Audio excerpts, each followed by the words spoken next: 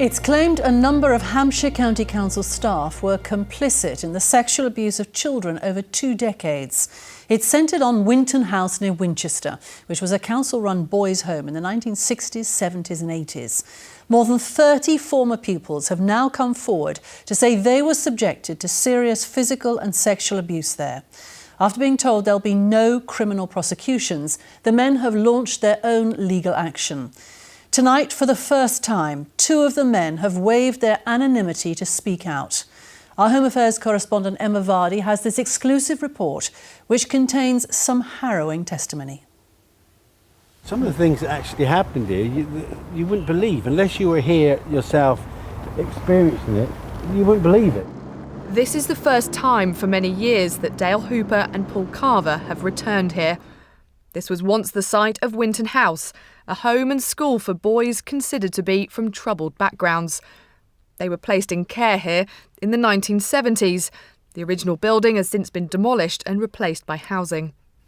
It was explained to me in the fact that you'd basically been a naughty boy, you didn't toe the line, that's where you're going. Owned and run by Hampshire County Council, some 60 boys lived here along with staff. Looked quite scary, actually. For the first time, Dale and Paul have now decided to speak openly about what they experienced. Several teachers abused me and other pupils, and you just felt so alone. I felt dirty. I never told anybody about it because I felt I was at fault some way. When I think about home, I start to cry, so please get me moved. In a handwritten letter to his social worker, Dale had begged to be taken away from Winton House. He was 12 years old. I can't stop thinking of my mum, and every time I do I start crying, so please come up now and get me moved. I am crying now, afraid of tonight. Please do something. What's it like seeing that now? Well, it's not nice. It obviously brings back the memory of the state of mind I was in when I wrote it. I was a little boy, that's all I was, a little boy, and screaming for help and trying to make people aware of what is going on. Violence, they say, was an everyday experience, with beatings carried out by older boys.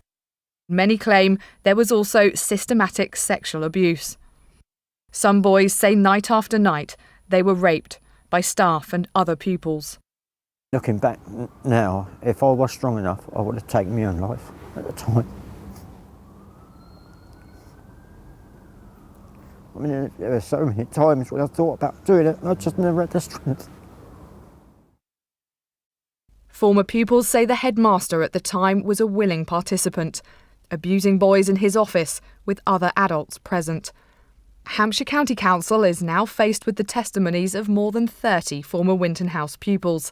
I ran away from Winton House 6 months, they say a couple of days. There are allegations of abuse against at least 18 members of staff over 2 decades. But a recent investigation by Hampshire Police resulted in no criminal charges. The headmaster and a number of others who worked here have now died. There are, though, 5 former members of staff facing allegations who are still alive. But former pupils have been told prosecutors believe there is not enough evidence for a conviction. And one person is considered to be in too poor health to stand trial.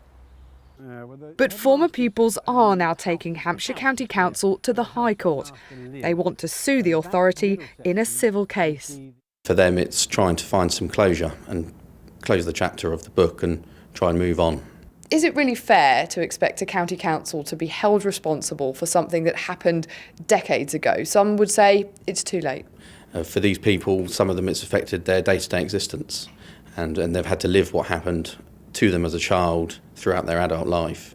And my argument is that it's never too late to be able to come forward. It's nice that it's been destroyed, that it's not here anymore. Winton House joins the mounting numbers of historic abuse cases now coming before our courts, as victims refuse to remain silent. If justice is denied to the victims through the inability to prosecute the abusers, then I think they have the absolute right, and so they should, to sue the authorities, the people who were responsible for the abuse that they suffered. Since coming forward, alleged victims say they've received a stony silence from Hampshire County Council. This authority is now facing a major civil lawsuit. It told us it cannot comment while that legal process is ongoing. Former pupils of Winton House are now obtaining the records of the investigation from Hampshire Police and are hoping for their first court hearing in the coming months. Even though that amount of time is gone, there's still a debt to be paid in the justice system. They have to pay. Justice has to be seen to be done.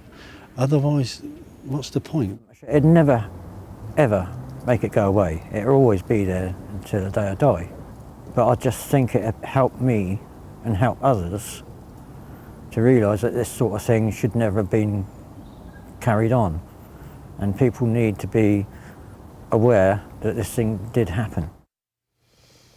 Victims finding their voice. Well, Emma Vardy's here with me now. I mean, powerful testimony that we've seen there in your report. But is there legal action likely to succeed? Well, Sally, there has been a major step change now in the way historic cases are viewed. And what we know is that it's not an easy journey taking on these big authorities because they continue to oppose these claims. And it is extraordinary to think now that some of the boys that were placed in care at Winton House had committed some fairly trivial misdemeanours, perhaps stealing something from a shop aged 10 or 11, or just being unlucky enough to come from a large family in poverty, struggling to cope. And this kind of case is also risky for solicitors because if they don't win, they don't get paid. But they believe in the case of Winton House, the strength lies in the number of pupils coming forward and in the similarities of their stories. Emma, thank you very much.